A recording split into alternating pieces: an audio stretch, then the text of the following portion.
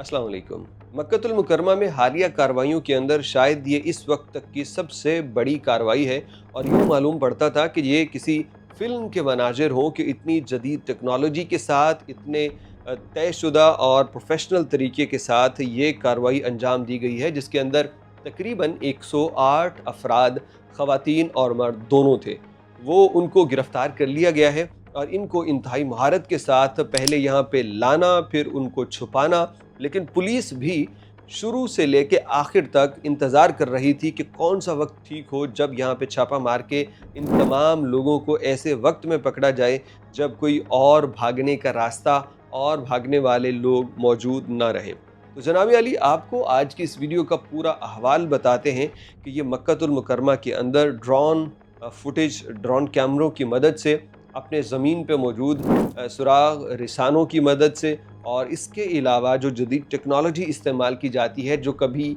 Media पे आई ही नहीं, उसको भी इस्तेमाल करते हुए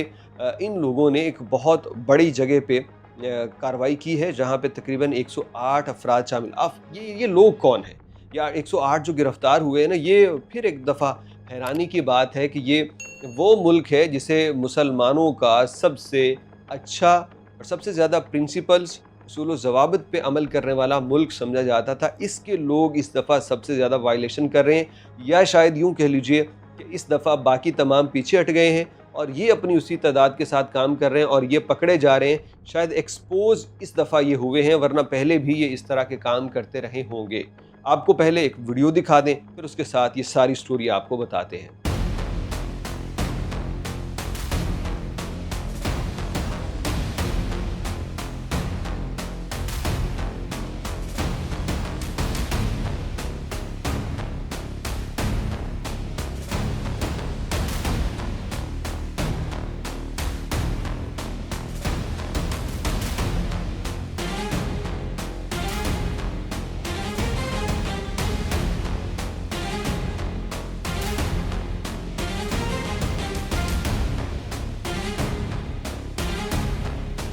من حمل تأشيرات الزيارة مخالفين لأنظمة وتعليمات الحج إلى مدينة مكة المكرمة عبر استخدام مخابئ سرية داخل مركبات ثقيلة. वीडियो से भी आपको पूरी कार्रवाई का पता चल चुका होगा। तो मक्का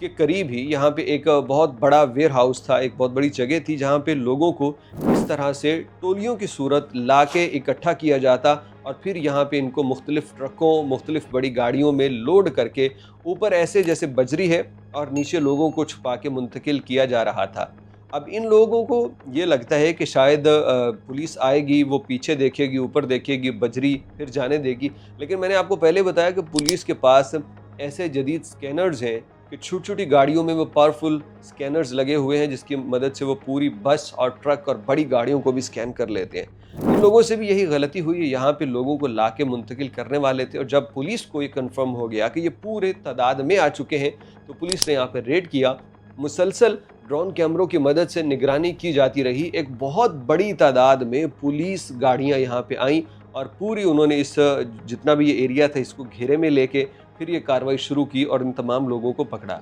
अब ये फुटेज में जो यहाँ पे लोग खड़े नज़र आते हैं ना, वहाँ से पता चलता है कि ये इंडोनेशिया के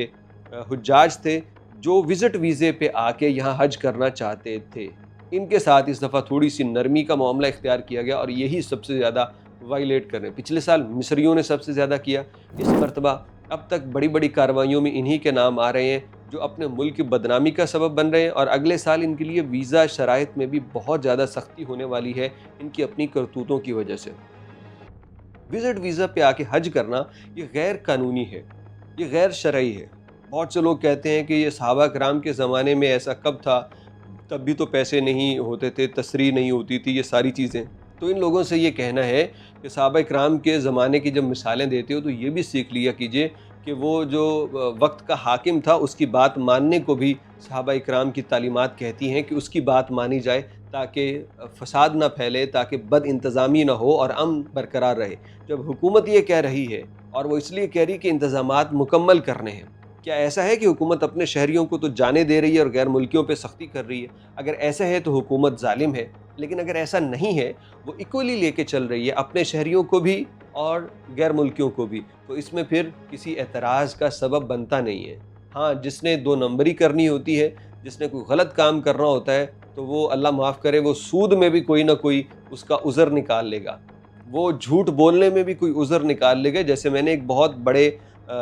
بڑا تو نہیں کہنا چاہیے لیکن بہت پرانے مذہبی آدمی کو دیکھا کہ وہ بہت پرانے مذہبی آدمی ہیں، بڑی دیر سے داڑھی اور 5 وقت کی نماز اور سب کچھ، دکان پہ بیٹھے ہوئے فون آ گیا، کسی نے پوچھا آپ دکان پہ ہیں؟ تو دکان سے 2 قدم باہر نکل کے کہتا نہیں میں دکان پہ نہیں ہوں۔ تو میں نے ان سے پوچھا حضرت یہ کیا؟ کہنے لگے دیکھیں میں دکان پہ نہیں، میں تو باہر گلی میں تھا، تو میں دکان پہ تو نہیں ہوں، اس طرح یہ جھوٹ بھی نہیں ہے اور میں نے اپنی بات، میں نے کہا کیا ٹیکنیکل دماغ حضرت آپ نے پایا اور کیا ٹیکنیکل طریقے سے آپ نے فرشتوں کو دھوکہ دیا، یعنی یہ جو لکھنے والے ہیں اب شاید یہ آپ کی اس کو جھوٹ کنسیڈر نہیں کریں گے۔ تو جو کرنا ہوتا ہے نا جس نے وہ کام، تو وہ اپنے غلط صحیح کو جسٹیفائی کر لیتا ہے، جس طرح لوگ مختلف فتووں کے ذریعے جسٹیفائی کرنے کی کوشش کر رہے ہیں کہ تصریح کے بغیر حج ہو جاتا ہے، کوئی حج نہیں ہوتا۔ اور یہ حکومت آپ ہی کی بہتری کے لیے کر رہی ہے، لہذا کوئی بھی بندہ اس دفعہ ایسے کسی بندے کو سپورٹ نہ کرے، کسی کو جگہ نہ دے، ٹرانسپورٹ نہ دے جو غیر قانونی طریقے سے بغیر تصریح کی حج کرنا چاہتا ہو، کیونکہ انتظامات بہت سخت ہیں۔